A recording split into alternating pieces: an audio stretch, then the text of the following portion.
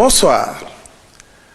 À l'entame de sa communication, le président de la République a adressé ses condoléances les plus attristées au khalife général des Mourides et à la communauté musulmane suite au rappel à Dieu du khalife général des Baye Fall, Serigne Amdi Modou Mbenda Fall, et de Serigne Moustapha Saliou Mbacké, fils du défunt khalife général des Mourides, Serigne Saliou Mbacké.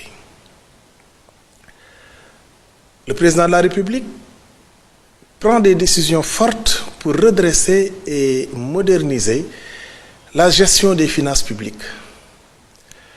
Après l'audit réalisé par la Cour des comptes, il est impératif d'agir vite et bien. Le chef de l'État exige un plan d'action clair et rigoureux pour redonner crédibilité et efficacité au système budgétaire et financier du pays. Il charge le Premier ministre de lui soumettre un calendrier précis pour appliquer les recommandations de l'audit. Un programme spécial de maîtrise des dépenses publiques doit aussi être proposé en tenant compte des réalités économiques et sociales et en s'inscrivant dans la vision Sénégal 2050. Dans cette dynamique, une nouvelle réglementation encadrera l'émission des emprunts de l'État et la gestion de la dette publique.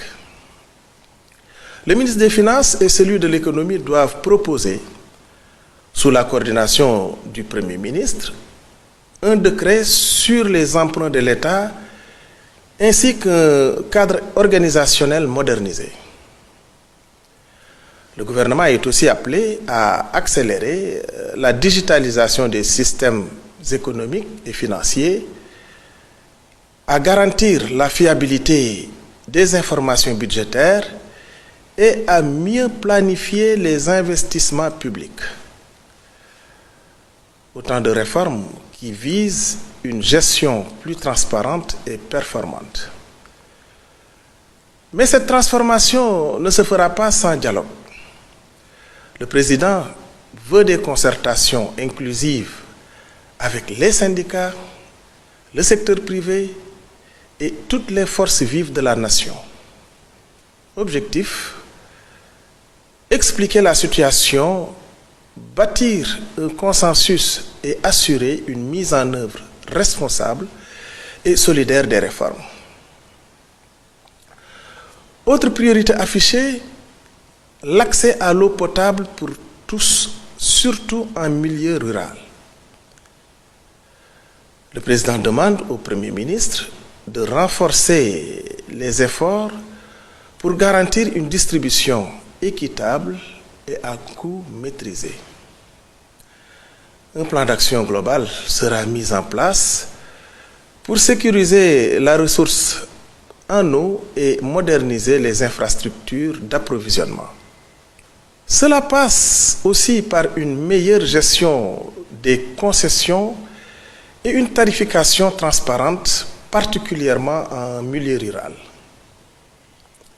Le gouvernement devra également anticiper les défis liés au changement climatique avec un modèle économique viable pour le secteur de l'eau et de l'assainissement.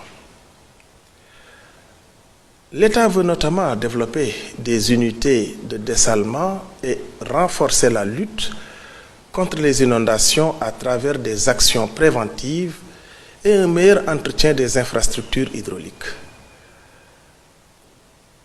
Sur la scène internationale, le président a récemment représenté le Sénégal au 38e sommet de l'Union africaine en Éthiopie.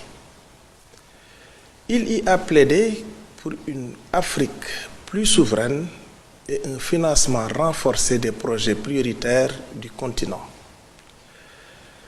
Il a aussi mis en avant la nécessité d'une meilleure gouvernance des ressources minières et d'un engagement plus fort pour le financement du secteur de la santé. Enfin, le président a participé aux célébrations de l'indépendance de la Gambie réaffirmant ainsi les liens de solidarité et de coopération entre les deux nations. Ce vendredi 21 février, le Premier ministre se rendra à l'Assemblée nationale pour expliquer les leçons à tirer de ce rapport et présenter les actions correctives qui seront mises en place. Et parmi les priorités, mieux contrôler les dépenses publiques, réduire le train de vie de l'État et garantir une gestion plus transparente et éthique des finances. Mais ce n'est pas tout.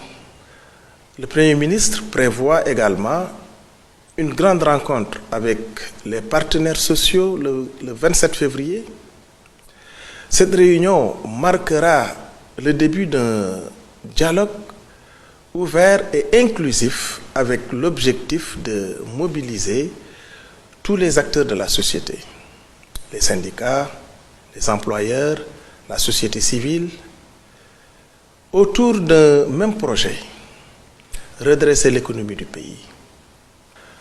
Un autre sujet qui tient à cœur beaucoup de Sénégalais, la commémoration du massacre de Thiaroye en 1944. Le Premier ministre est revenu sur les chantiers mémoriels en cours, comme la construction d'un mémorial et la création d'un centre de documentation. Des fouilles archéologiques pourraient également être organisées pour localiser d'éventuelles fosses communes et faire toute la lumière sur ce tragique événement. En résumé, le gouvernement fait face à plusieurs défis de taille, dont l'assainissement des finances publiques, la relance de l'économie et l'honneur à la mémoire des tirailleurs sénégalais. Pour y parvenir, une chose est claire, la mobilisation de tous est essentielle. Avec ces mesures et ces engagements, le Sénégal amorce une nouvelle phase de gouvernance, tournée vers la transparence, la rigueur et l'efficacité au service du développement et du bien-être des populations. Je vous remercie de votre aimable attention et vous souhaite une excellente soirée.